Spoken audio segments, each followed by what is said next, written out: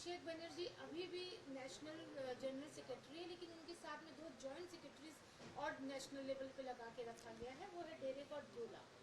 Party तो टूट गया, पार्टी तो नेशनल पर नहीं है, वो स्टेट पार्टी बन गया। तो नेशनल जनरल सेक्रेटरी का क्या आदत है, मैं तो समझा नहीं।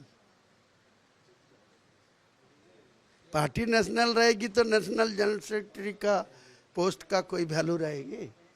तो पार्टी स्टेट पार्टी बन गया, वो भी तोड़ फोड़ गया।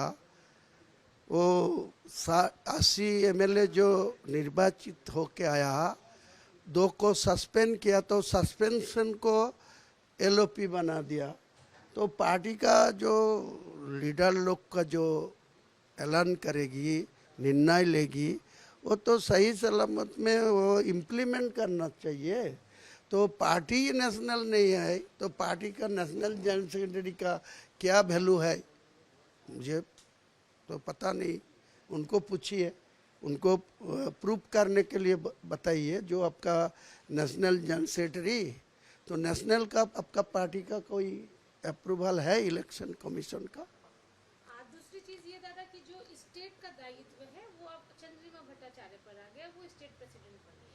चंद्रिमा भट्टाचार्य चार ममता बनर्जी को कैबिनेट का मंत्री रूप में संभाल किया। तो आज वो चुनाव क्यों हार के आया, लोग को क्यों रिजेक्ट कर दिया? तो रिजेक्ट आदमी को फिर सामने आएगी तो पार्टी का जो हालत होना चाहिए वही होगा। क्या होगा? दादा ये जो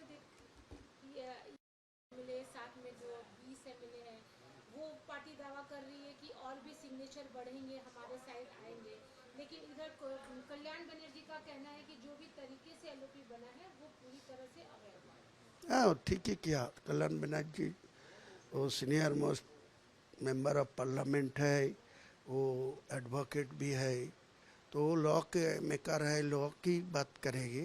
वो कोई असेंबली के अंदर कस्टोडियन है स्पीकर साहब, कोई जीत के जो आएगी उनको जो लीडर परिषदियों जो नेता चुनाव गया, तो उनको पार्टी को लेटर हेड में चिट्ठी मांगना चाहिए। तो नया जो स्पीकर बना रविंद्रनाथ बसु जी, तो कोई पार्टी को लेटर हेड भी ने उनको सस्पेंशन विधायक को एलओपी का चेयर दे दिया। तो यह गलत सिस्टम है।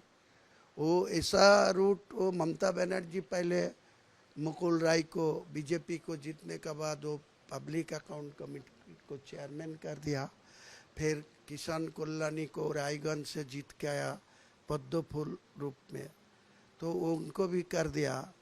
वो सुमन कंजीलाल अलीपुर से जीत के आया, उनको भी कर दिया।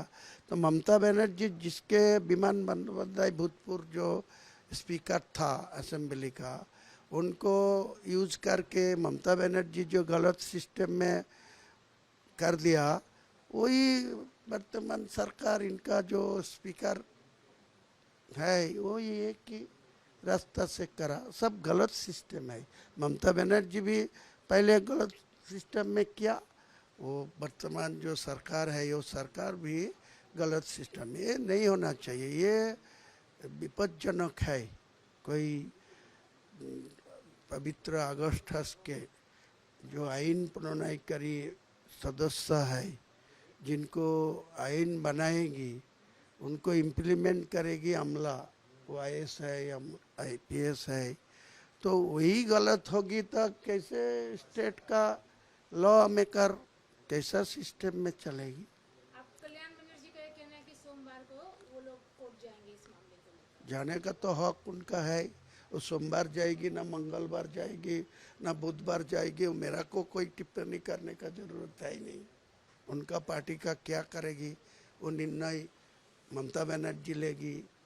वो आप अभी बोला जो नेशनल जनरल सेक्रेटरी है, तो नेशनल का जनरल सेक्रेटरी का क्या काम है वो कोर्ट जाके दिखाना चाहिए। मैं देखूंगा, वेट करूंगा क्या हालत हो रहा है। दादा बंगाल में तो टीएमसी अलायंस की बैठक जो दिल्ली में होने जा रही है, उसमें टीएमसी की तरफ से ममता बनर्जी भी शामिल होंगी। ममता बनर्जी के आज का दिन में स्टेट का 15 साल का सत्ता के रुकने का बाद आज जो हालत में पहुंच गया, तो उनका सामने क्या काम है? काम तो ऐसा ही होगा जो दिल्ली में जाके राहुल गांधी को साथ बैठ के, अखिलेश को साथ लेके, तेजस्वी साथ लेके, वो हेमंत बिश्व शर्मा, केजरीवाल के लेके सारे इकट्ठा करने का ही तो उनका काम है, उनका ही करेगी।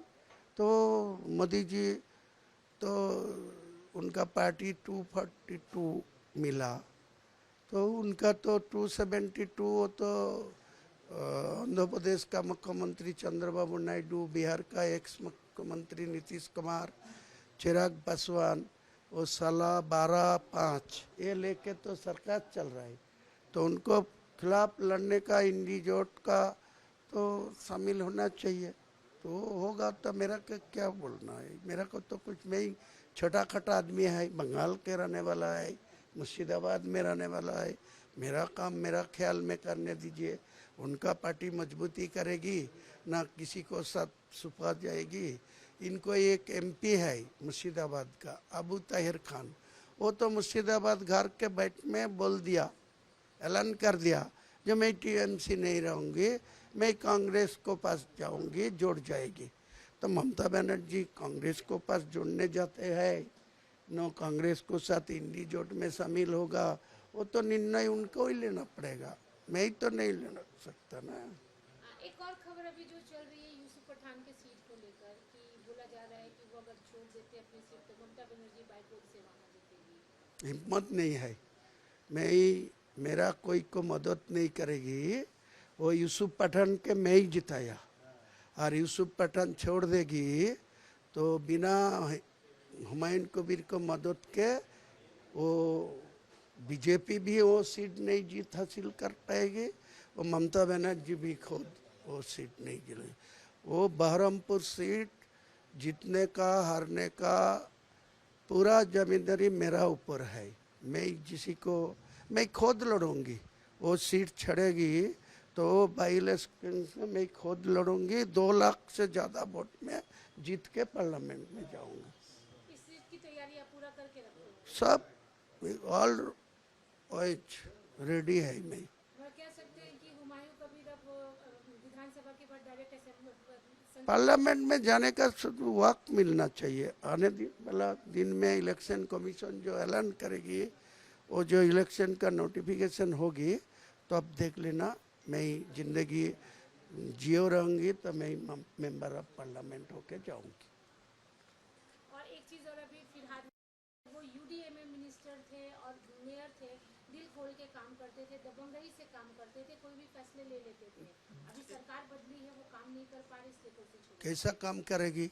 वो जो कलकत्ता में खुद मेयर है, 144 सीट काउंसिलर का है, 100 सीट वो चुनाव में हार गया, 4 तारीख को उनको रिजाइन देना पड़ता है। इतना देर क्यों किया?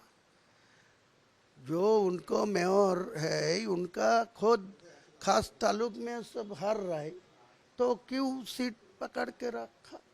आज काम वो उनका बैठ के शुभेंदु अधिकारी उनको नवान्न सभागार में उनको मेयर साहब बोल रहा है, और उनको सामने वो निर्णय ले रहा है जो कलकत्ता का मेयर का सेक्रेटरी ऑल काम करेगी, वो मेयर का कोई काम नहीं है। तो उनको पहले ये अपमान नहीं होने का पहले ही तो छोड़ना चाहिए, क्यों नहीं छोड़ा? तो आज का हालत में वो छोड़ना पड़ा भाई, हुक एंड कुक प्रेशर में ही छोड़ा, क्या करें।